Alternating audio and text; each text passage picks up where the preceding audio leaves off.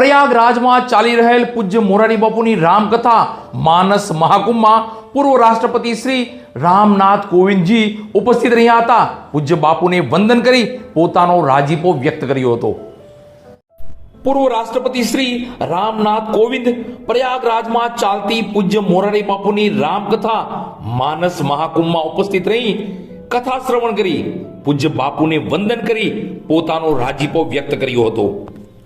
રાષ્ટ્રના પૂર્વ રાષ્ટ્રપતિ શ્રી રામનાથ કોવિંદે પ્રયાગરાજમાં આ રામકથા પ્રસંગે પ્રાસંગિક ઉદ્બોધનમાં કહ્યું કે રામ ચરિત્ર આપણને ગમે છે, પણ તેના જેવું જીવન આપણે જીવતા જ નથી.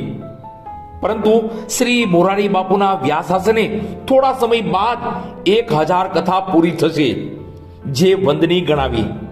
હવે રામના ચરિત્રનું આચરણ થશે તેવી હૈયાધારણા વ્યક્ત કરી હતી.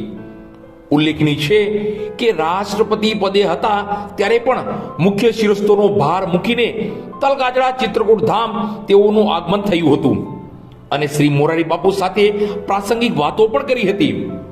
આ અંગે પણ કથામાં ઉલ્લેખ થયો હતો. પરમાત્મા નિકેતન આશ્રમના શ્રી ચિદાનંદ સરસ્વતીજીએ શ્રી રામનાથ કોવિંદજીના રાષ્ટ્રપતિ પદ દરમિયાનના રાષ્ટ્ર માટેના નિર્ણયોનો સાનંદ ઉલ્લેખ કરી આવકાર આપ્યો હતો. પૂર્વ રાષ્ટ્રપતિ શ્રી રામનાથ કોવિંદ પરિવાર સાથે કથા શ્રવણમાં જોડાયા હતા અને પ્રસન્નતા વ્યક્ત કરી હતી. इस